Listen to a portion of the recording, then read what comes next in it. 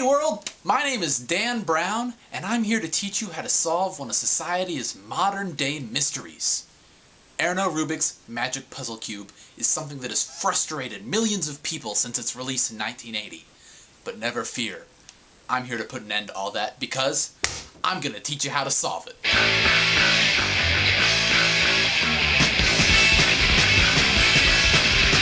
The first thing I'm going to teach you how to do is cheat.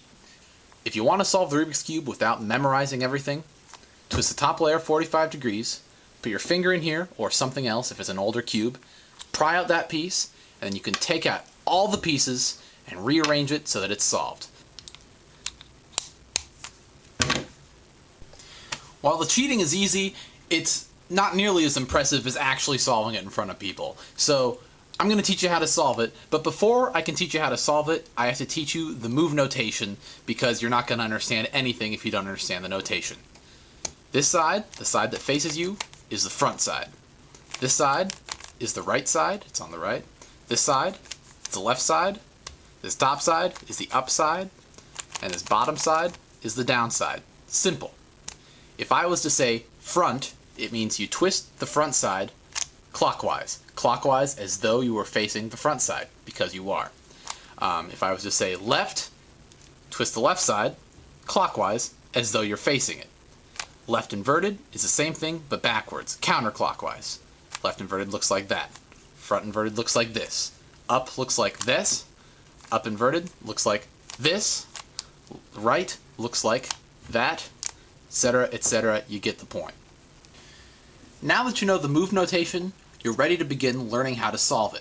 Now, in learning how to solve it, you have to learn what are called algorithms. While it sounds fancy and complicated and nerdy, it's really not all that fancy. An algorithm is any sequence that, when repeated enough times, the cube returns to its original position. Here is a real basic and a very important algorithm that you need to know. Right inverted, right, down. If you repeat that 6 times, then the cube will go back to its original position. There was 1, 2, 3, 4, 5, 6, and there it is. Ladies and gentlemen, we have now reached the point where we are ready to scramble and begin learning how to solve the Rubik's Cube. Let's do it.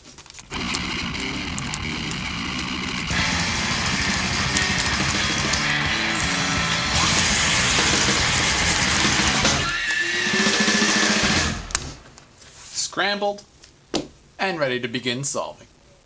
At this point, a Rubik's Cube aficionado like myself would normally look all around the Rubik's Cube for which side has the most already done, would be the easiest to solve the fastest.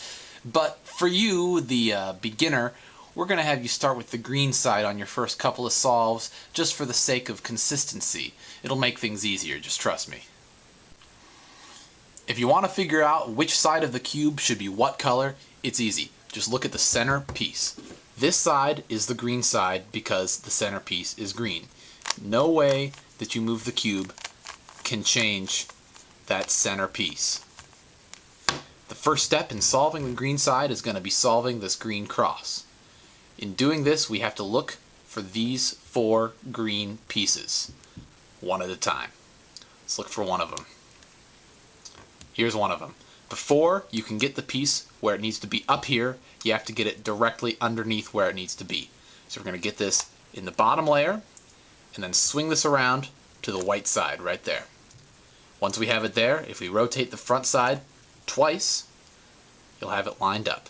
It's important not to just get this cross, but to also worry about this lining up. That's just as important. Occasionally you'll find yourself in a position like this. You find this green piece right here, green and red line up, you get it underneath where it needs to go, right here, you flip it up, and whoa, it's flipped the wrong way. In the right place, green, red, but flipped the wrong way. How can you fix it without screwing this up? Well, this is where your first algorithm comes in. This algorithm goes like this. Front inverted, up, left inverted, up inverted. It's a real short, real simple algorithm, but it gets the job done. Once you've solved this top green cross, you're ready to start filling in these 4 green corners. Now, The first part of this is very similar to when you're solving the green cross. Before you get a piece up where it needs to be, you have to get it directly underneath. Now we're going to look down here for a green corner piece. Here's one. It is the green, orange, and white corner piece. We have to get it directly underneath this green, orange, and white corner right here. Here it is. There it is. Now, the algorithm to get it from here up to here is this. Right inverted, right, down. That same one that I showed you in the algorithm demonstration.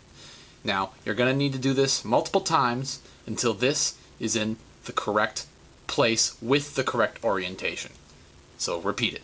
Right inverted, right, down. Right inverted, right, down. Right inverted, right, down. Right inverted, right, down. And there it is.